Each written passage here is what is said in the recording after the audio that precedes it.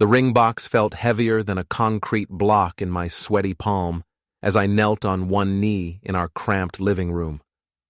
6 years together, and this felt like the right moment. Cassie stood frozen by the kitchen doorway, her blonde hair catching the lamplight, green eyes wide with what I hoped was surprise and joy. Before we dive deeper into this story, I have one small request. Please subscribe, drop a like, comment, and hit that hype button to boost this channel so more people can discover these incredible Reddit stories. Cassie Marie Thompson, I started, my voice cracking slightly. Will you marry me? The silence stretched like a taut wire between us. I could hear the neighbor's television through the thin walls of our rental house, some game show contestant screaming about winning a car. Cassie's mouth opened, then closed. Her hands twisted the hem of her real estate blazer. Nate, she finally whispered, I can't do this. The words hit me like a sledgehammer to the chest. What do you mean?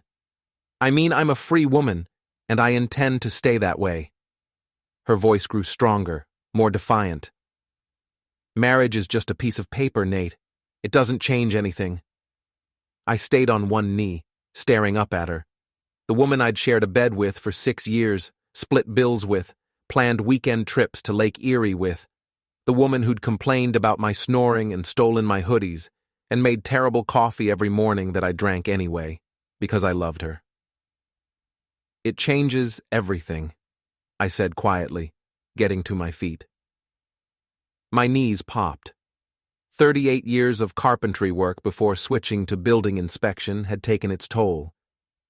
At least it should. Cassie's face hardened. Well, maybe that's the problem. Maybe I don't want everything to change. I closed the ring box with a sharp snap. Fine. Then nothing changes. Except you're moving out.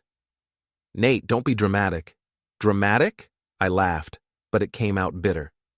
Cassie, I just asked you to spend your life with me and you turned me down flat. There's nothing dramatic about recognizing when something's over. She blinked rapidly, and for a moment I thought she might cry. But Cassie Thompson had never been much of a crier. Instead, she straightened her shoulders and grabbed her purse from the counter. Fine, I'll stay at Tanya's tonight. We can talk about this tomorrow when you're thinking clearly. There's nothing to talk about. I'll pack your stuff and put it in storage. You can pick up the key from Murphy's mini storage on 5th Street. The front door slammed behind her with enough force to rattle the windows. I stood in the sudden quiet of my house, still holding the ring box. Outside, her Honda Civic roared to life and peeled out of the driveway like she was fleeing a crime scene. Maybe she was. I walked to the kitchen and opened a bottle of Miller High Life, taking a long pull while staring at the refrigerator covered in our photos. Cassie at last year's county fair, cotton candy stuck to her fingers. Both of us at Denny's wedding, her in that blue dress that made her eyes pop. Me with my arm around her shoulders at the company picnic, both of us sunburned and grinning. All lies, apparently.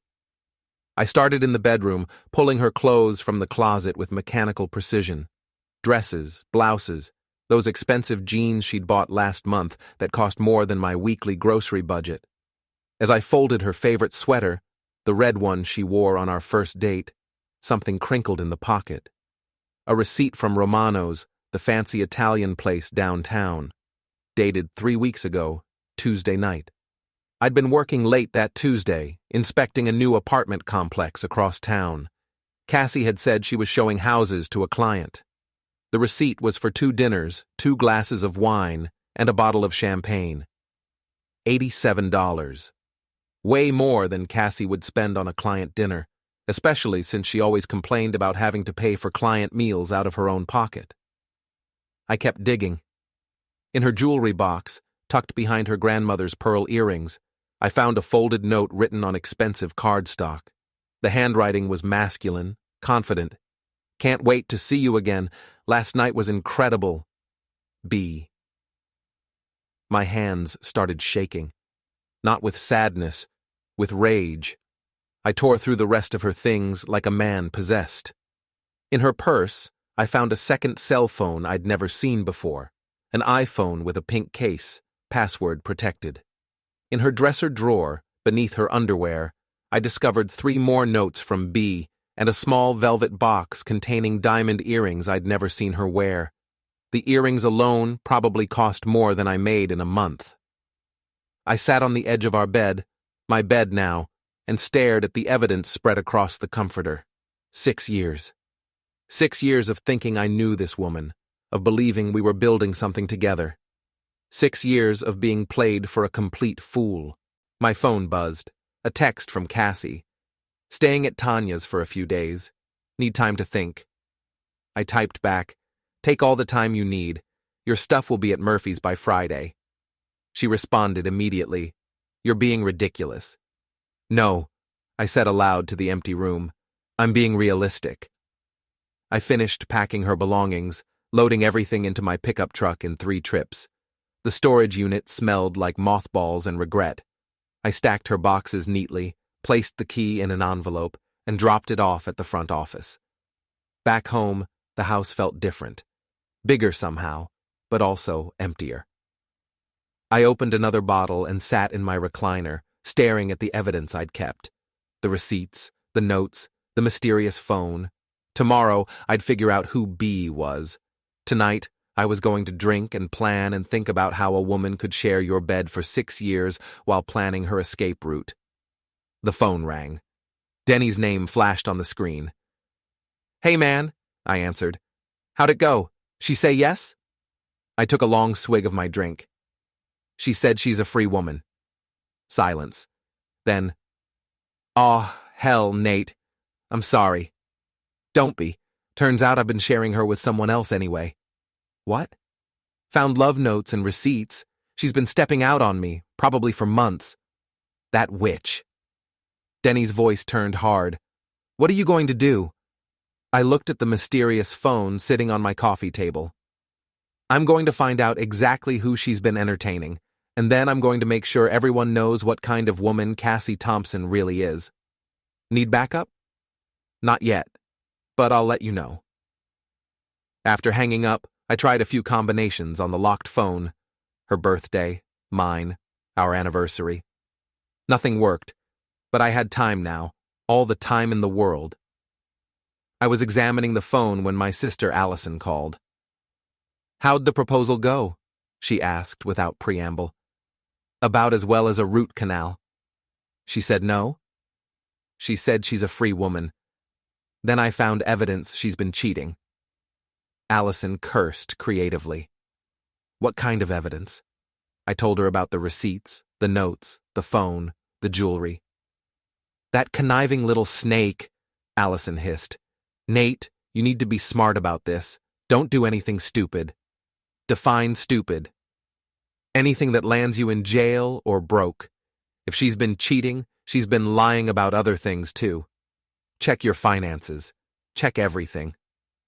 After we hung up, I spent the next 2 hours going through bank statements and credit card bills online. Nothing obvious jumped out, but I noticed Cassie had been withdrawing more cash than usual over the past few months. Small amounts, $20 or $40 at a time, but it added up. Gas money for secret dates, probably. I was closing the laptop when I heard a car in the driveway. My heart jumped. Maybe Cassie had come back to explain, to apologize, to tell me this was all a misunderstanding. But when I looked out the window, I saw an unfamiliar black BMW parked behind my truck. A man got out, tall, well-dressed, probably mid-40s. He had the kind of confident swagger that comes from money and success. He walked up to my front door like he owned the place. I opened the door before he could knock. You must be Nate, he said, extending a manicured hand. I'm Bryce LaRoche. B, the mystery man himself. What do you want?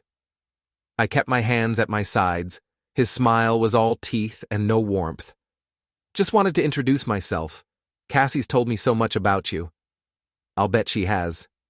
Look, I know this is awkward, but Cassie and I, well, we've developed feelings for each other. I wanted to be upfront about it. Man to man. The audacity was breathtaking. How long? How long what? How long have you been sleeping with my girlfriend? He had the grace to look slightly uncomfortable. 3 months. Maybe 4.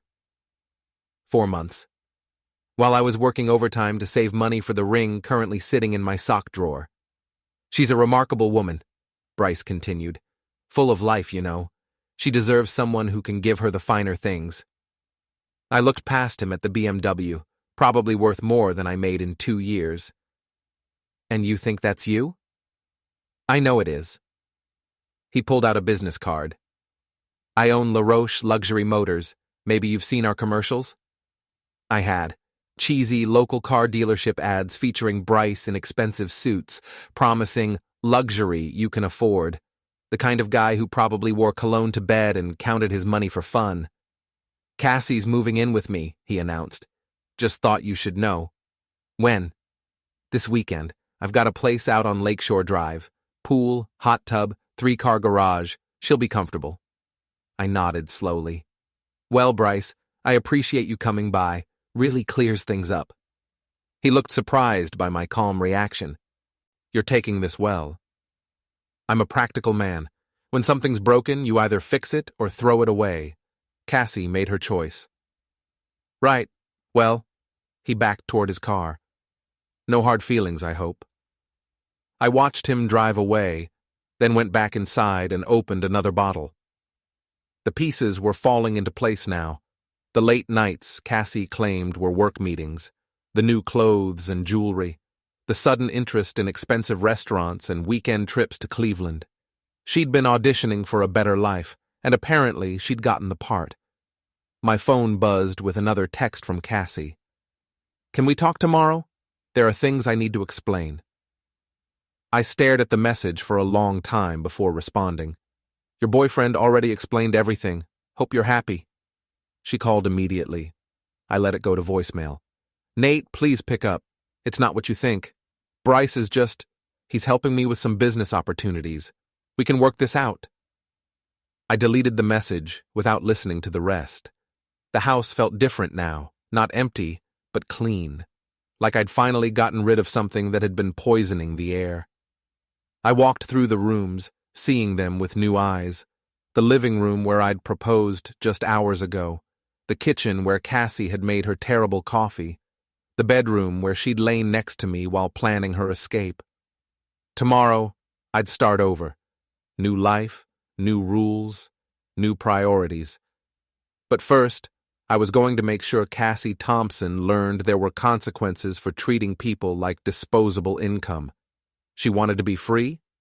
Fine. But freedom came with a price, and I was going to make sure she paid every penny.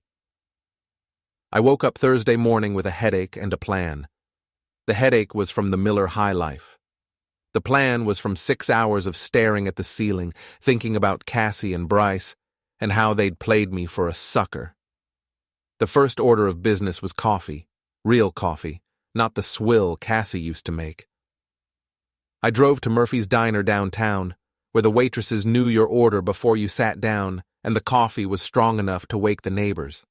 Heard about you and Cassie, said Rita, sliding a mug across the counter without being asked. Sorry, hun. News traveled fast in a town of 30,000. How'd you hear? Tanya was in here last night, running her mouth to anyone who'd listen. Said Cassie was finally trading up, getting herself a rich man. I sipped the coffee, feeling it burn away the fog in my brain. What else did Tanya say? Rita glanced around, then leaned closer. Said Cassie's been planning this for months, meeting this Bryce character at the Marriott out by the highway, going to fancy dinners, letting him buy her expensive things. The Marriott? Every Tuesday and Thursday, according to Tanya. Room 237. Bryce has it reserved permanent-like. I left a $5 tip and drove straight to the Marriott. The desk clerk was a kid, maybe 20, with acne scars and nervous eyes. I'm looking for information about room 237, I said, sliding a 20 across the counter. He palmed the bill smoothly. What kind of information? The kind that involves a blonde woman and a guy named Bryce LaRoche. The kid's eyes lit up. Oh, them. Yeah, they've been coming in twice a week for months, always the same routine. He checks in around noon.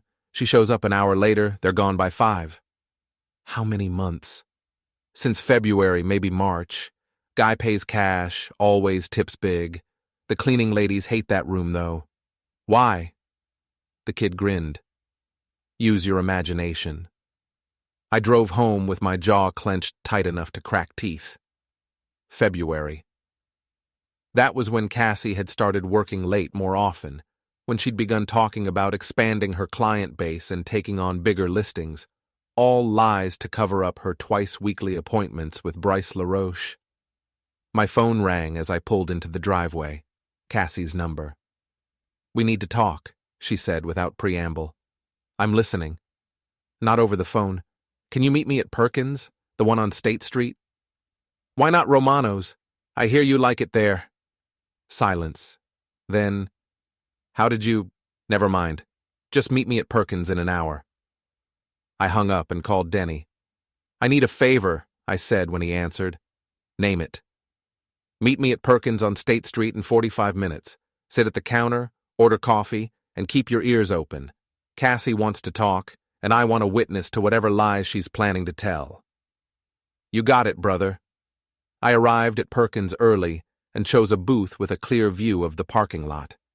Denny was already at the counter, nursing coffee and reading a newspaper. He caught my eye in the mirror behind the register and nodded slightly. Cassie walked in 10 minutes later, looking like she'd spent the morning at a salon. Hair perfect, makeup flawless, wearing a dress I'd never seen before. Probably a gift from Bryce. She slid into the booth across from me, her green eyes bright with what looked like excitement. You look good, she said. You look expensive. Her smile faltered. Nate, I know you're angry. Angry doesn't cover it. Try humiliated. Try betrayed.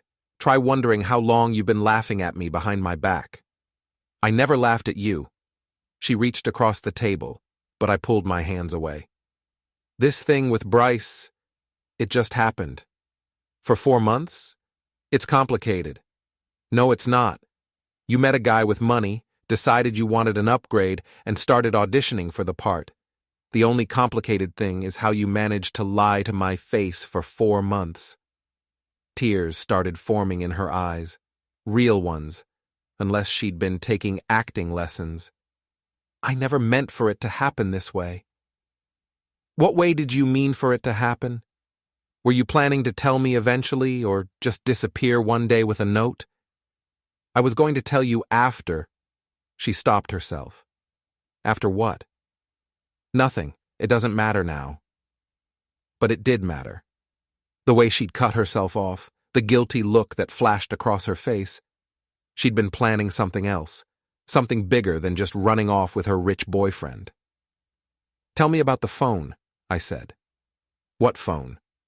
The pink iPhone I found in your purse, the one with all the text messages from Bryce. She went very still. You went through my things? I was packing them, remember? Hard to avoid seeing love notes when they're scattered all over your dresser. You had no right. I had every right. We lived together for 6 years, Cassie. Shared bills, shared a bed, shared a life. Or at least I thought we did. The waitress came by to take our order. Cassie asked for coffee. I ordered pie just to keep the woman around longer, hoping Cassie might say something revealing while we weren't alone. Look, Cassie said after the waitress left. I know this is hard for you to understand, but Bryce and I have a connection. He gets me in ways you never did. He gets your bills paid. There's a difference. That's not fair. Fair? I laughed loud enough to make other diners look over. You want to talk about fair?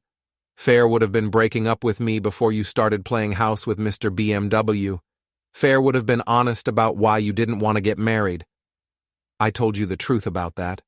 Marriage is just a piece of paper. No, you told me a lie that sounded better than the truth. The truth is you didn't want to marry me because you were already planning to marry someone else. Her face went white. That's not... Isn't it? Come on, Cassie. Rich older guy, lonely divorcee, whirlwind romance. I've seen this movie. How long before he proposes? How long before you're Mrs. Bryce LaRoche, living in that big house on Lakeshore Drive?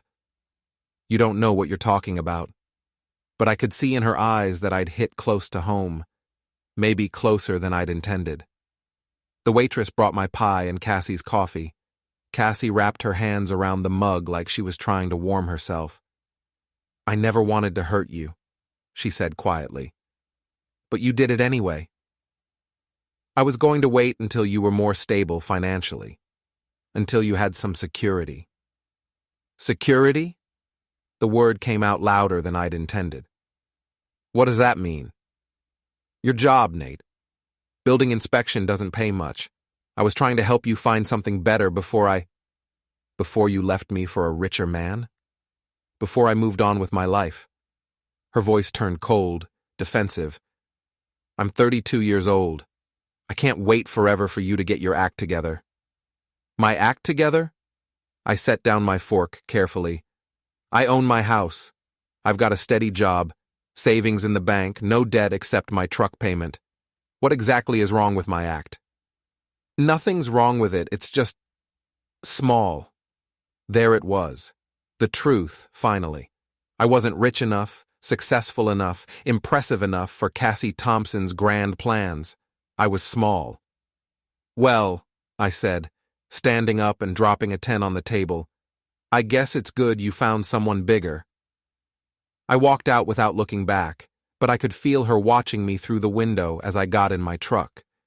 Denny followed me outside a minute later. Heard most of it, he said. She's a piece of work. You hear the part about helping me find something better? Yeah. What do you think she meant? I don't know, but I'm going to find out. That afternoon, I drove to Cassie's real estate office. Marjorie Fields, the broker who owned the agency, was a sharp woman in her 60s who'd been selling houses since before I was born. She knew everyone's business and wasn't shy about sharing it. Nate Harlan, she said when I walked in. Heard you and Cassie split up. News travels fast. Honey, in this business, gossip is currency. What can I do for you? I'm wondering if Cassie mentioned anything about helping me find a new job. She said something about it today, and I can't figure out what she meant. Marjorie's expression shifted, became more guarded. What kind of something?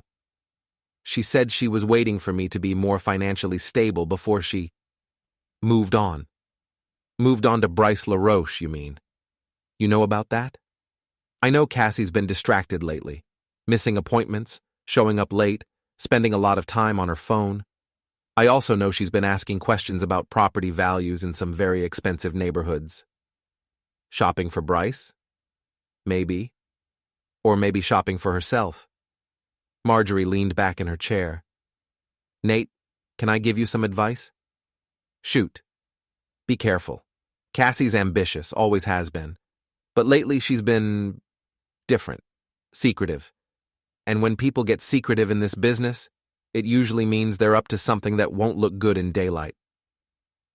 I left the office with more questions than answers. What had Cassie been planning? What did financial stability have to do with anything? And why did I get the feeling there was more to this story than just a simple affair? That evening, I sat in my kitchen with Cassie's mysterious phone, trying every password combination I could think of. Her mother's maiden name, her childhood pet, the address of her first apartment. Nothing worked. I was about to give up when I remembered something. Last year, Cassie had gotten obsessed with genealogy, spending hours tracing her family tree online. She'd been particularly excited about discovering a great-grandmother named Isabella, who'd immigrated from Ireland in 1923. I typed in Isabella 1923. The phone unlocked. The text messages were exactly what I'd expected, dozens of exchanges between Cassie and Bryce, ranging from romantic to explicit to downright crude. But it was the emails that made my hand shake. There were messages to and from someone named TK Investigations, a private detective agency in Cleveland. The most recent email was dated 2 weeks ago. Ms. Thompson, as requested, we've completed our investigation into Nathan Harlan's financial status. Please find the attached report detailing his assets, debts, and employment history. As discussed, we've also included information about his family members and their potential vulnerabilities. Invoice attached. T. Kowalski. I stared at the screen, reading the message 3 times before it sank in. Cassie had hired a private investigator to look into my finances, my family, my vulnerabilities. Why? I scrolled through more emails, finding correspondence with lawyers, insurance agents, and someone from the county assessor's office. All dated within the last 3 months, all asking questions about me. My phone rang, Allison's number. Hey, sis. Nate, something weird happened today. A man came by my work asking questions about you. My stomach dropped. What kind of questions? Personal stuff. How long you've owned your house, whether you have any health problems, if you've ever been in legal trouble. I told him to take a hike, but it was strange. What did he look like? Older guy, maybe 60. Wore a cheap suit and carried a briefcase. Said he was from an insurance company, but something felt off about him. T. Kowalski, probably. Still investigating. Allison, I need you to be careful for a while. Don't talk to strangers about me or anyone in the family. And if that guy comes back, call the police. What's going on, Nate? I told her about the phone, the emails, the private investigator. That witch, Allison hissed. What was she planning? I don't know yet. But I'm going to find out. After hanging up, I spent the next 2 hours reading through every message on Cassie's phone. The picture that emerged was ugly and complicated. Cassie hadn't just been having an affair. She'd been planning something that required detailed information about my life, my assets, and my family. The last piece of the puzzle was in a folder marked insurance claims. There were photos of my house, inside and out. Photos of my truck. Photos of me leaving for work, coming home, working in the garage. Someone had been watching me for weeks. I was still staring at the photos when my doorbell rang. Through the window, I could see Bryce LaRoche standing on my front porch, looking less confident than he had the night before. I opened the door but didn't invite him in. We need to talk, he said. About what? About Cassie, about what she's been telling you. She's been telling me a lot of things lately, most of them lies. He shifted uncomfortably. Look, I know this situation is messy, but there are things you don't understand. Enlighten me. Cassie's in trouble, real trouble, the kind that could land her in prison if the wrong people find out. What kind of trouble? The kind that involves insurance fraud and missing money and some very unhappy clients. He looked around nervously. Can I come in? This isn't something we should discuss on your front porch. Against my better judgment, I stepped aside and let him enter. He sat on the edge of my couch like he was ready to run. Cassie's been skimming money from her real estate deals, he said. Taking cash from buyers, inflating prices, pocketing the difference. It started small, but it's gotten out of hand. How out of hand? 6 figures, maybe more. I felt like I'd been punched in the stomach. How long have you known about this? Since we started seeing each other. She told me she needed help, needed someone to protect her if things went bad. And you decided to be her knight in shining armor? I decided to be smart about it. Cassie's beautiful, she's fun, and she's in deep enough trouble that she needs someone like me. Someone with resources and connections. The casual way he said it made my skin crawl. You're using her. We're using each other. She gets protection and financial security. I get a beautiful woman who's grateful enough to do whatever I want. You're both disgusting. He shrugged. Maybe, but we're also both getting what we need. The problem is, Cassie's been trying to drag you into this mess. What do you mean? The insurance scam she's been planning. She wants to make it look like you're the one who's been stealing money. Set you up as the fall guy while she disappears with me to Florida. The room started spinning. She was going to frame me? Past tense is wrong. She's still planning it. The private investigator, the photos, the financial reports, it's all part of building a case against you. Make it look like you've been living beyond your means, stealing to support a gambling habit or drug problem or whatever story sounds most believable. I sank into my recliner, trying to process what he was telling me. The woman I'd lived with for 6 years, the woman I'd proposed to just 2 days ago, had been planning to destroy my life to save her own. "Why are you telling me this?" I asked. "Because I'm not going to Florida, and I'm not going to prison for insurance fraud." He stood up, straightening his jacket. "Cassie's on her own now. I just thought you should know what's coming." "What's coming?" "She's desperate, Nate. Desperate people do desperate things. Watch your back." He let himself out, leaving me alone with the wreckage of everything I'd thought I knew about my life. I picked up Cassie's phone and scrolled through the messages again, seeing them with new understanding. The insurance photos weren't for a claim, they were evidence for a frame job. The financial investigation wasn't curiosity, it was research for a setup. Cassie Thompson hadn't just broken my heart. She'd been planning to destroy my entire life. But now I knew about it. And knowledge, as they say, is power. It was time to turn the tables. Friday morning came gray and cold, matching my mood perfectly. I'd spent most of the night planning, thinking through every angle of what Cassie and her boyfriend had been scheming. By dawn, I had the beginnings of a plan that would make them both regret the day they decided to make me their patsy. The first step was gathering evidence. Real evidence, not just the circumstantial stuff I'd found on Cassie's phone. I needed proof of her insurance fraud, documentation of her theft, something concrete enough to bury her if she tried to follow through on framing me. I started with Marjorie Fields. "Nate," she said when I walked into the real estate office, "you look terrible." "Feel worse." "Marjorie, I need to ask you some questions about Cassie's recent deals, confidential questions." Her expression grew serious. "What kind of questions?" "The kind that might explain why she's been so secretive lately. The kind that might involve missing money." Marjorie glanced around the empty office, then gestured for me to follow her into her private office. She closed the door and pulled the blinds. "Talk," she said. I told her everything. The affair, the private investigator, Bryce's revelation about the insurance fraud, and the plan to frame me. Marjorie's face grew darker with each detail. "That little snake," she muttered when I finished. "I knew something was wrong, but I never imagined. How much money are we talking about?" "Bryce said 6 figures, maybe more." "Jesus." She sat down heavily. "Nate, if this is true, it could destroy my agency. 30 years of building a reputation, gone. Then help me stop her." Marjorie was quiet for a long moment, staring at her hands. Finally, she looked up. "What do you need?" "Access to Cassie's files, her recent deals, client information, anything that might show discrepancies in the money."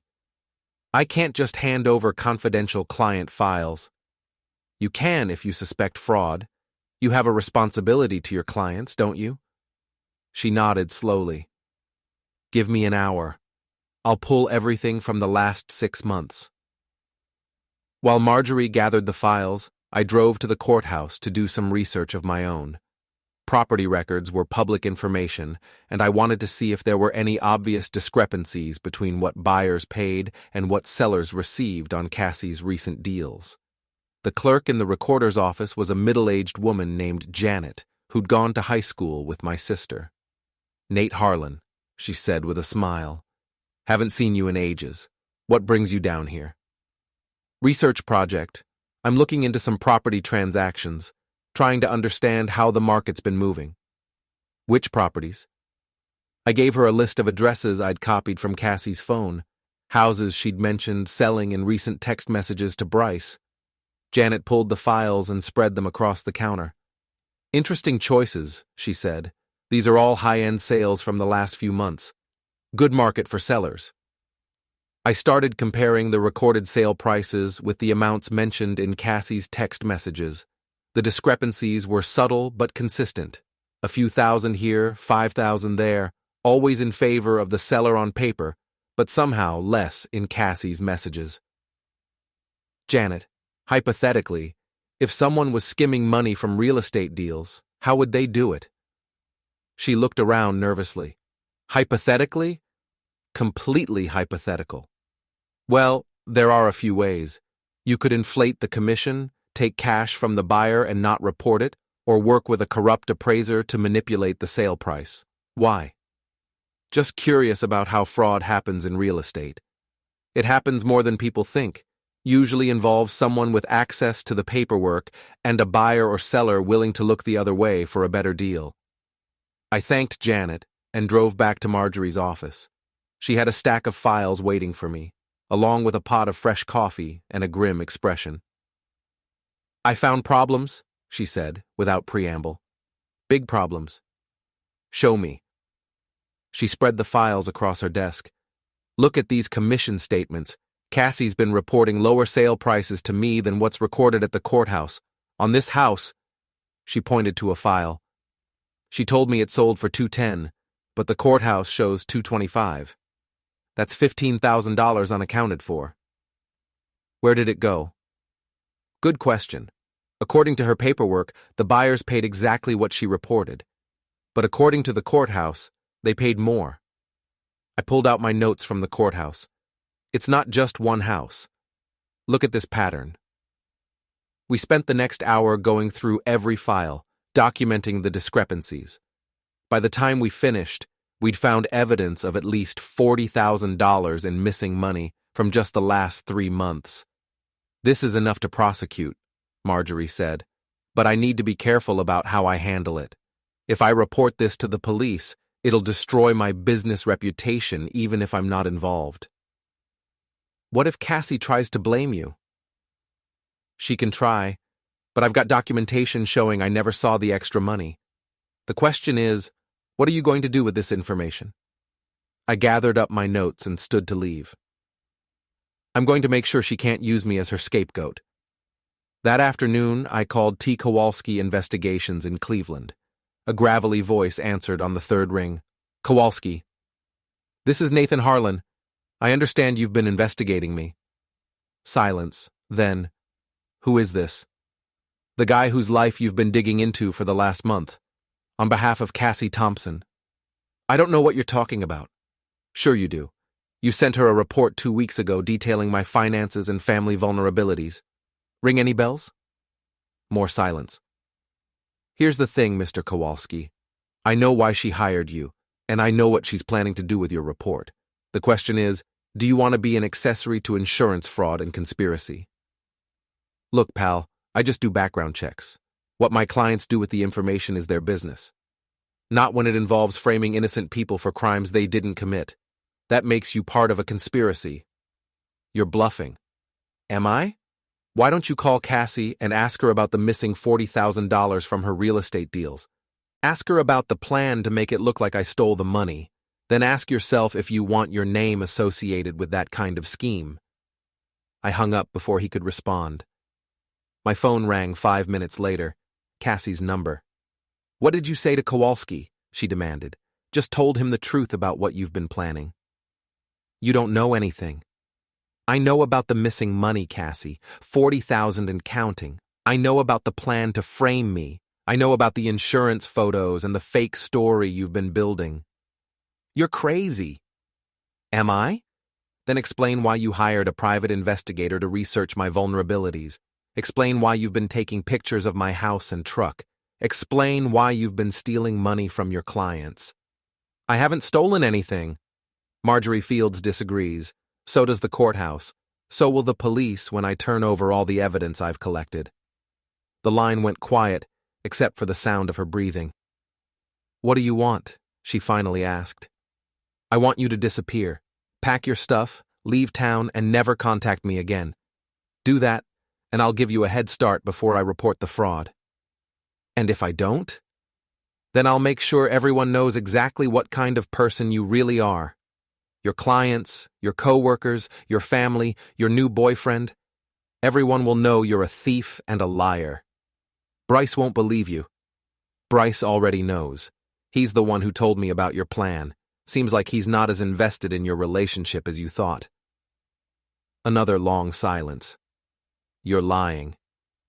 Call him and ask. Oh, wait, you can't. He's not taking your calls anymore, is he? I could hear her starting to cry. Cassie, you made your choice when you decided to cheat on me. You made it worse when you decided to steal money. And you made it unforgivable when you decided to frame me for your crimes. Now you get to live with the consequences. Please, Nate, we can work this out. No, we can't. You burned that bridge when you hired someone to investigate my family. When you took pictures of my house like some kind of stalker. When you planned to destroy my life to save your own. I never meant for it to go this far. But it did. And now you have to decide. Do you want to disappear quietly, or do you want me to drag you through the mud publicly? I need time to think. You have until Sunday night. After that, I'm calling the police and turning over everything I've found. I hung up and immediately called Allison. It's me, I said when she answered. How would you feel about helping me make sure Cassie Thompson gets what she deserves? What did you have in mind? A little public education campaign. Make sure everyone in town knows what she's really been up to. I'm listening. Meet me at Murphy's Diner in an hour. Bring your laptop and your talent for creative writing. That evening, Allison and I crafted a detailed account of Cassie's affair, her theft, and her plan to frame me. We included copies of the evidence, the financial discrepancies, the private investigator emails, the insurance photos. Then we created a simple website and posted the whole story online. Should we send this to the local newspaper? Allison asked. Not yet. Let's see if Cassie takes the hint first. But I was already planning the next phase. If Cassie wanted to play dirty, I was going to show her what dirty really looked like. She'd spent months planning to destroy my life. Now it was my turn to return the favor. The war was just beginning. Saturday morning brought the first snow of the season and a phone call that changed everything. I was drinking coffee and reading the news online when my phone buzzed with an unknown number. This is Nathan Harlan. Mr. Harlan, this is Detective Bella Mitchell with the County Sheriff's Office. I need to speak with you about some allegations that have been made. My stomach dropped. What kind of allegations? Insurance fraud, theft, conspiracy. Can you come in this morning for questioning? Am I under arrest? Not at this time, but I'd strongly recommend you bring a lawyer. After hanging up, I called the only lawyer I knew, Jim Brennan, who'd handled the closing on my house 3 years ago. He agreed to meet me at the sheriff's office, but his tone wasn't encouraging.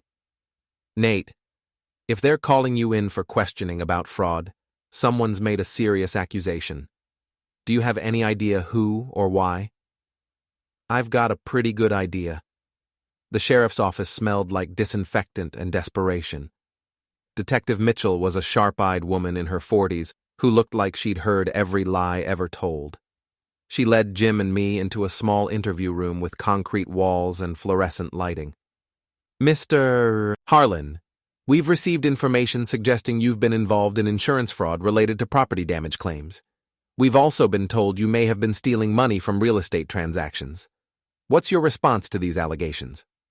I looked at Jim, who nodded. Detective, I think someone's been feeding you false information. I've never filed an insurance claim in the last 5 years, and I've never been involved in any real estate transactions except buying my own house. What about your girlfriend, Cassie Thompson? Ex-girlfriend. We broke up 3 days ago. Why? I found out she was having an affair. Detective Mitchell made notes on a legal pad. Ms. Thompson claims you've been pressuring her to participate in fraudulent insurance claims. She says you've been taking photos of her property and researching ways to inflate damage estimates. The audacity was breathtaking. Cassie had flipped the script, using her own crimes as evidence against me. Detective, Jim interjected, do you have any physical evidence linking my client to these alleged crimes?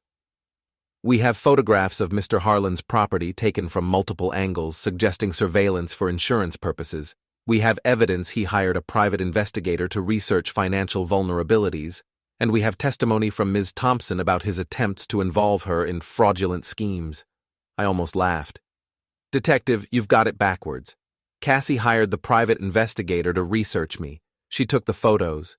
She's been stealing money from real estate deals for months. Can you prove that? As a matter of fact, I can.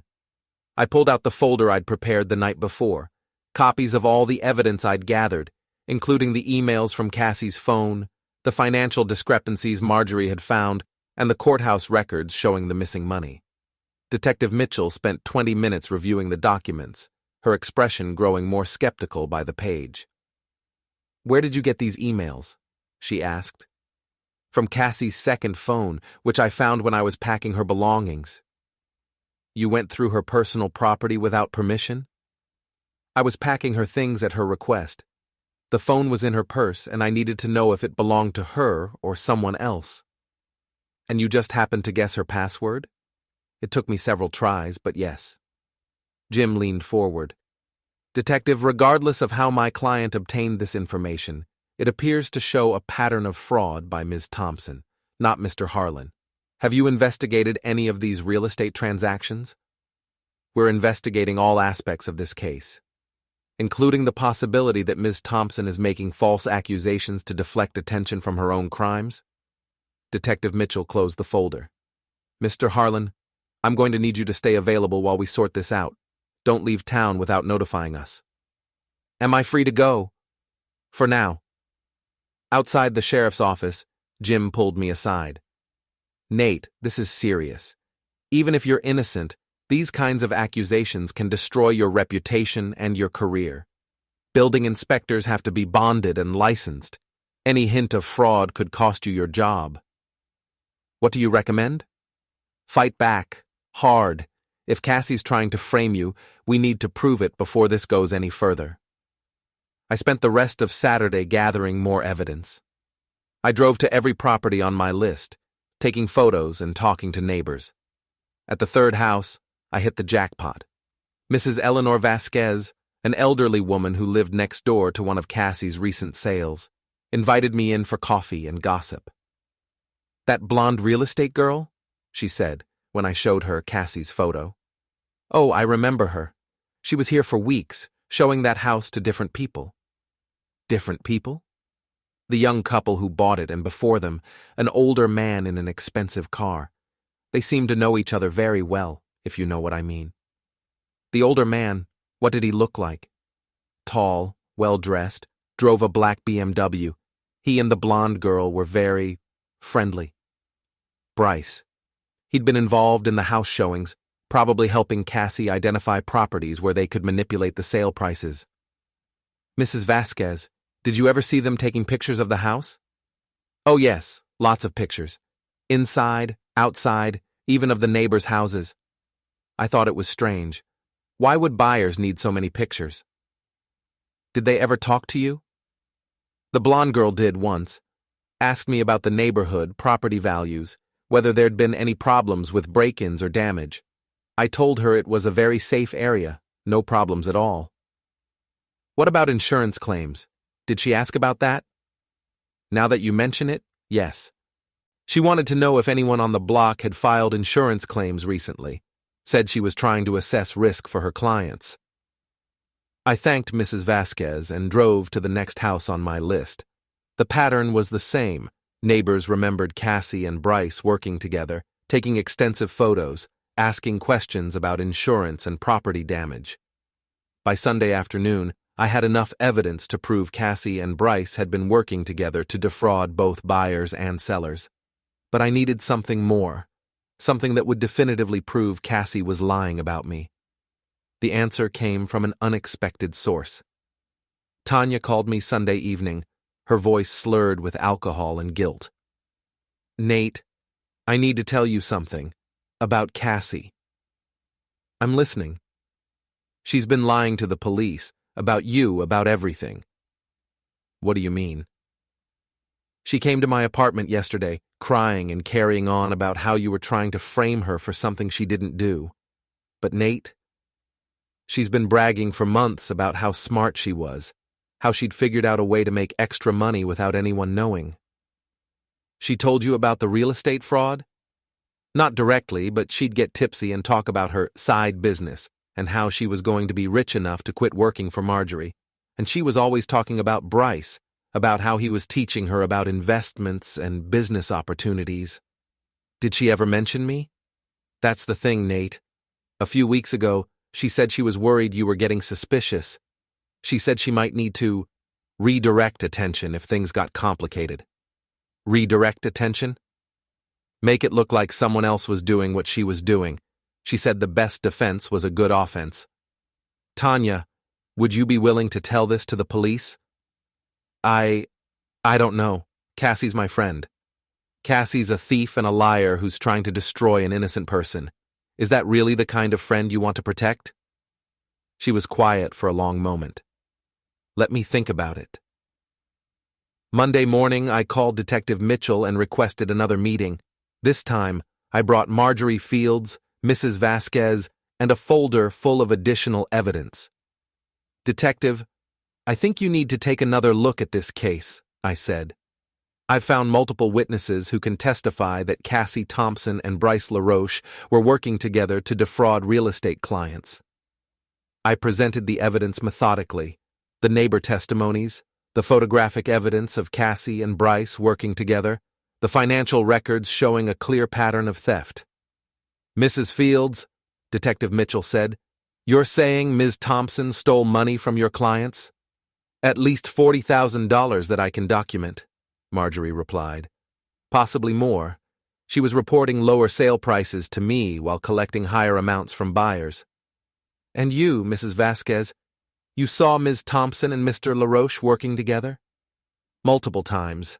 They were very cozy, if you know what I mean, and they were taking pictures of everything, houses, cars, even the neighbors' properties. Detective Mitchell reviewed the new evidence for 30 minutes before speaking again. Mr. Harlan, it appears Ms. Thompson may have been less than truthful in her initial statement. We'll need to bring her in for additional questioning. What about the charges against me? We'll be reviewing those in light of this new information. I left the sheriff's office feeling cautiously optimistic, but I knew Cassie wouldn't go down without a fight. She'd already proven she was willing to lie, steal, and manipulate to get what she wanted. The question was, how far would she go to avoid the consequences? The answer came sooner than I expected. Tuesday morning, I woke up to find my truck's tires slashed and liar spray-painted across my garage door. A note was tucked under my windshield wiper. This isn't over. I called the police to report the vandalism, then called Jim Brennan. She's escalating, he said. This is good news for us.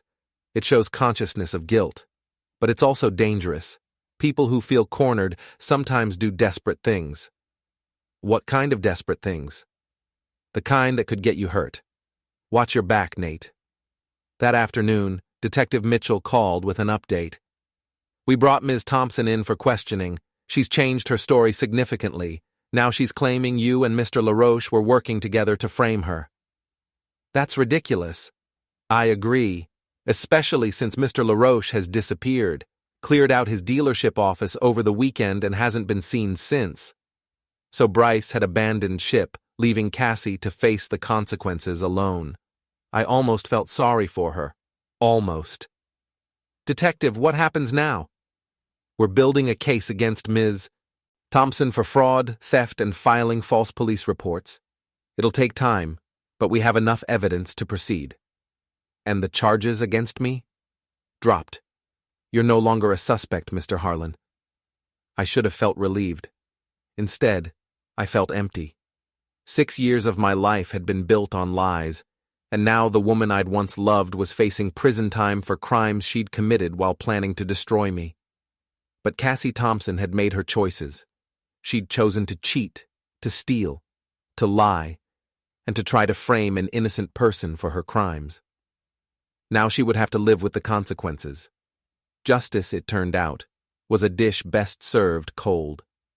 And after 3 days of winter weather, everything in my world was frozen solid.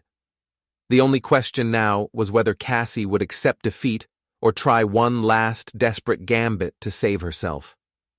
I didn't have to wait long for the answer. Wednesday night brought the worst storm of the early winter. 6 inches of snow and winds that howled like angry spirits around my house. I was reading in my recliner, enjoying the first peaceful evening I'd had in a week, when the lights went out. The power outage wasn't unusual during storms, but something felt wrong. The darkness was too complete, too sudden. I grabbed a flashlight from the kitchen drawer and checked the breaker box in the basement. All the switches were in the correct position, but there was no power coming into the house. Someone had cut my electrical line. I was reaching for my phone to call the police when I heard glass breaking upstairs. My bedroom window by the sound of it. Then footsteps, heavy, deliberate, trying to be quiet, but failing on the old wooden floors. Someone was in my house. I moved carefully through the dark living room, avoiding the furniture I'd arranged and rearranged 100 times over the years. The footsteps were moving toward the stairs now, coming down slowly. 2 sets of feet, maybe 3. My phone was in my pocket, but calling 911 would take too long. In this storm, with the roads as bad as they were, it could be 20 minutes before help arrived. I needed to protect myself now. The baseball bat I kept by the front door was 3 feet away. I reached for it just as a flashlight beam swept across the living room. "We know you're down here, Nate." Cassie's voice, but harder than I'd ever heard it. "Just come out and we can talk about this like adults." "Talk about what?" I called back, gripping the bat. "About how you're going to fix the mess you've made." "I didn't make any mess. You did. You turned the police against me. You destroyed my reputation. You ruined my life. You ruined your own life when you decided to steal money and frame me for it." The flashlight beam moved closer. I could see shadows now. 3 figures moving through my living room like they owned the place. "Cassie," I said, trying to keep my voice calm. "You need to leave, right now, before this gets worse." "It's already worse." A man's voice I didn't recognize. "You cost us everything, pal. Now you're going to pay for it."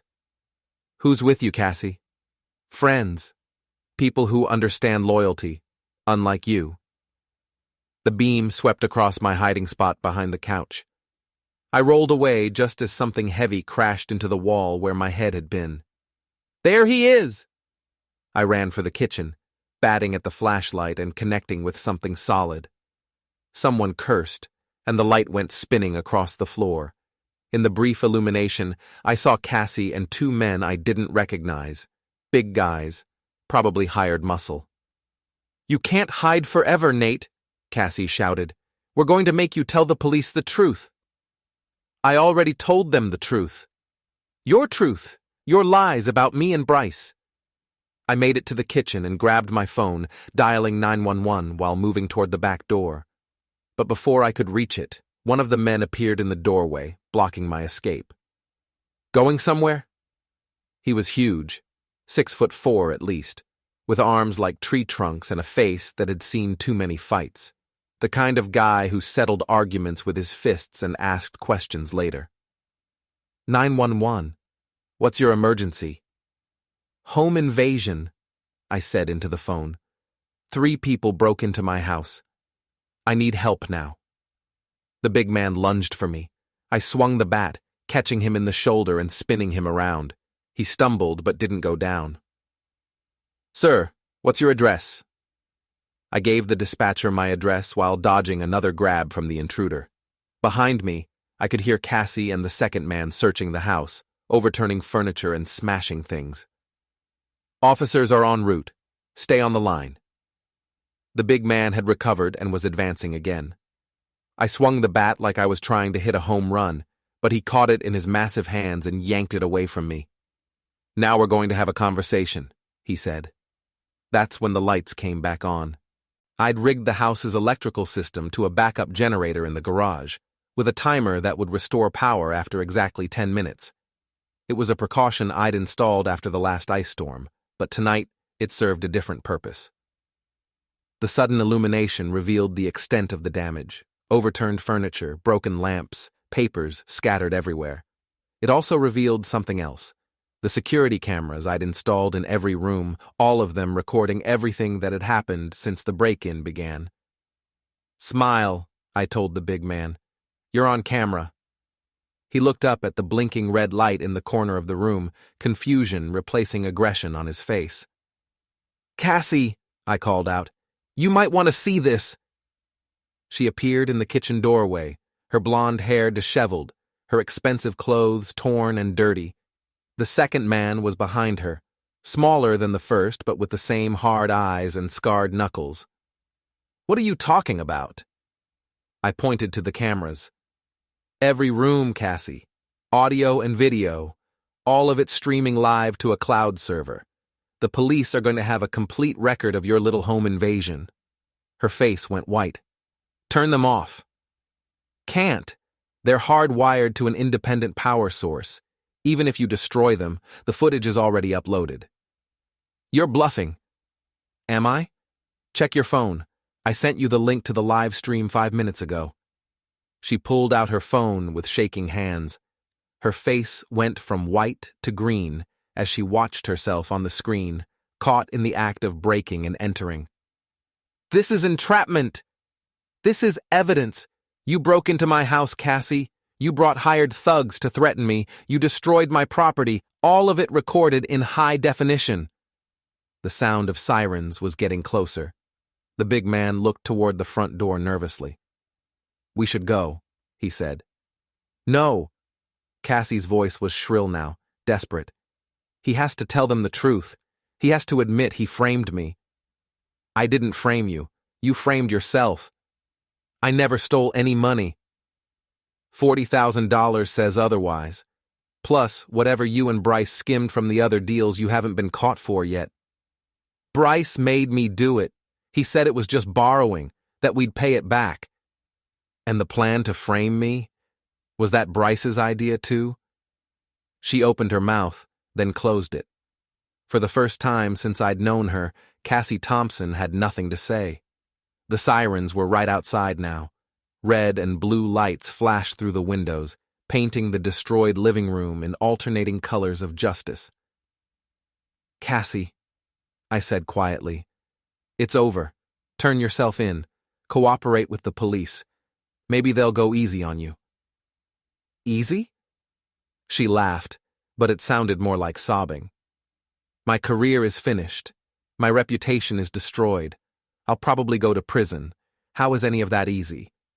It's easier than making it worse by adding home invasion and assault to your charges." The front door burst open. "Police! Everyone on the ground!" The two hired men immediately dropped to their knees, hands behind their heads. They'd obviously done this before. Cassie stood frozen in the kitchen doorway, tears streaming down her face. "Ma'am, on the ground now." She complied slowly, like a woman in a dream or a nightmare. "Are you Nathan Harlan?" one of the officers asked me. "Yes, sir. I'm the homeowner. These three broke in about 20 minutes ago." "Are you injured?" "No, sir. Shaken up, but not hurt." "We'll need a statement." "I've got something better than a statement. I've got video." The next 2 hours were a blur of police reports, evidence collection, and explanations. The security footage told the story more clearly than any witness could. Cassie and her accomplices breaking in, threatening me, destroying my property, and ultimately confessing to the insurance fraud on camera. Detective Mitchell arrived as they were loading Cassie into the back of a patrol car. "Well, Mr. Harlan, I'd say this case is officially closed." "What happens to her now?" "Breaking and entering, assault, conspiracy, insurance fraud, theft. She's looking at serious prison time, especially with the video evidence." Through the patrol car window, I could see Cassie staring at me. Her makeup was ruined, her hair was a mess, and her expensive clothes were torn and dirty. She looked nothing like the confident, beautiful woman who'd rejected my proposal less than a week ago. She looked defeated. "Any regrets?" Detective Mitchell asked. I thought about it. 6 years of my life, gone. The woman I'd loved, revealed as a stranger. The future I'd planned, erased in a single conversation. But I was alive, I was free, and I was innocent. Cassie Thompson had tried to destroy me and ended up destroying herself instead. No regrets, I said. Sometimes the trash takes itself out. The patrol cars pulled away, carrying Cassie and her accomplices toward whatever justice awaited them. The snow had stopped falling, and the wind had quieted to a faint whisper. I stood on my front porch, looking out at the quiet street covered in fresh snow. Everything was clean and white and new. Tomorrow, I'd start putting my house back together, replacing what was broken, repairing what could be saved. But tonight, I was just going to stand here and breathe the cold, clean air of freedom. Cassie Thompson had wanted to be a free woman. Now she was free. Free of me, free of her job, free of her reputation, and soon to be free of her liberty for the next few years. Sometimes you get exactly what you ask for, whether you want it or not. The hammer had fallen, and justice had been served. It was over.